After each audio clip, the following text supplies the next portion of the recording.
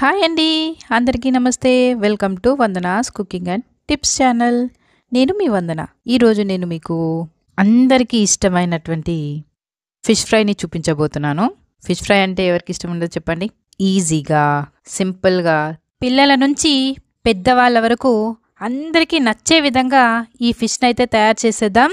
మరి ఇంకెందుకు ఆలస్యం, ప్రాసెస్ ఏంటో చూసేద్దామా? నేను 1 kg ఫిష్ ముక్కల్ని తీసుకున్నానండి. బాగా కడిగి పెట్టేసుకున్నాను. ఇప్పుడు నేను ఈ 1 kg ఫిష్ ముక్కలకి సరిపడా మసాలాను అయితే చూపించబోతున్నాను.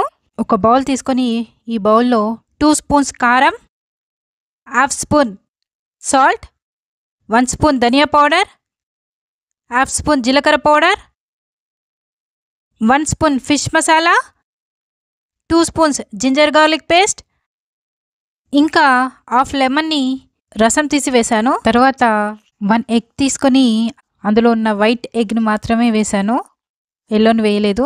ఈ వైట్ ఎగ్ ఎందుకు వేశానంటే చేప ముక్కని ప్యాన్ పై ఫ్రై చేసేటప్పుడు ప్యాన్కి అస్సలు స్టిక్ అవ్వదు, అందుకే వేశాను.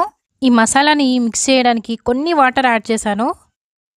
మసాలానంతా చక్కగా మిక్స్ చేసుకోవాలి. తర్వాత హాఫ్ స్పూన్ పసుపును వేసి మళ్ళీ ఇంకొకసారి మసాలానంతా మిక్స్ చేసుకున్నాను.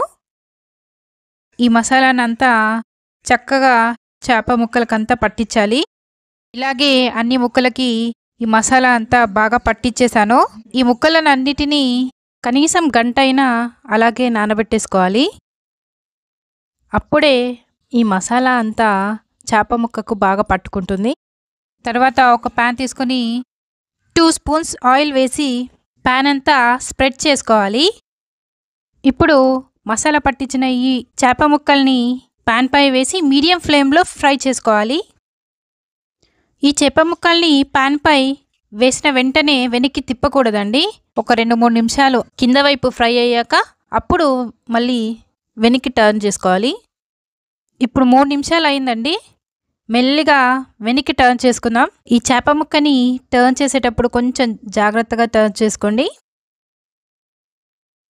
ఇలాగే 2 వైపులా బ్రౌన్ కలర్ వచ్చేలాగా 2-3 నిమిషాలకు ఒకసారి తిప్పుతూ ఫ్రై చేయండి. కొద్దిసేపట్లోనే చేప ముక్కలు ఇలా ఫ్రై అయిపోయాయి. అంతేనండి, ఎంతో టేస్టీ అయిన ఫిష్ ఫ్రై అయితే రెడీ అయిపోయింది. ఒక్కసారి ట్రై చేయండి. నిజంగా ఫిష్ తినని వాళ్ళు కూడా చాలా ఇష్టంగా తినేస్తారు. ఈ రెసిపీని మీరు ట్రై చేసి ఎలా వచ్చాయో కింద కామెంట్ సెక్షన్లో కామెంట్ చేసి చెప్పండి. నా రెసిపీ నచ్చితే లైక్ చేసి షేర్ చేయండి. మరిన్ని రెసిపీస్ కోసం నా ఛానల్ని సబ్స్క్రైబ్ చేయండి. పక్కనే ఉన్న బెల్ ఐకాన్ని క్లిక్ చేయండి. మరి ఒక మంచి రెసిపీతో మీ ముందుంటాను. Thank you for watching.